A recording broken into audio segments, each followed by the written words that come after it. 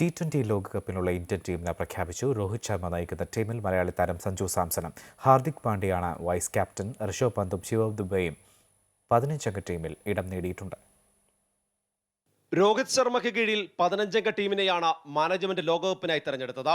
മലയാളി ആരാധകർക്ക് ആവേശം പകർന്ന സഞ്ജു വി സാംസൺ 15-അംഗ ടീമിൽ ഇടം നേടി. ഹാർദിക് പാണ്ഡ്യയാണ് ടീമിന്റെ വൈസ് ക്യാപ്റ്റൻ. വിരാട് കോഹ്ലി, യശസ്വി ജയ്സ്വാൾ, സൂര്യകുമാർ യാദവ് എന്നിവരാണ് പ്രധാന ബാറ്റ്സ്മാൻമാർ. ഓൾറൗണ്ടർമാരായി ശിവൻ ദുബെയും രവീന്ദ്ര ജഡേജയും അക്സർ പട്ടേലുമുണ്ട്. സ്പെഷ്യലിസ്റ്റ് സ്പിന്നർമാരായി കുൽദീപ് യാദവ്, യുഷ്വേന്ദ്ര ചാഹൽ എന്നിവർ ഇടം നേടിയപ്പോൾ ജസ്പ്രീത് ബുംറ, അർഷദീപ് സിംഗ്, മുഹമ്മദ് സിറാജ് എന്നിവരാണ് പേസ് നിരയിലുള്ളത്. 15-അംഗ ടീമിന് പുറമെ 4 പേരെ റിസർവായും ഉൾപ്പെടുത്തിയിട്ടുണ്ട്.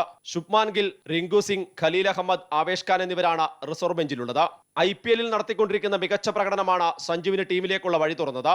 160 സ്ട്രൈക്ക് റേറ്റിൽ 4 അർദ്ധ സെഞ്ചുറി ഉൾപ്പെടെ 300-ലധികം റൺ നേടാൻ ഇതുവരെ രാജസ്ഥാൻ നായകന് കഴിഞ്ഞിട്ടുണ്ട്.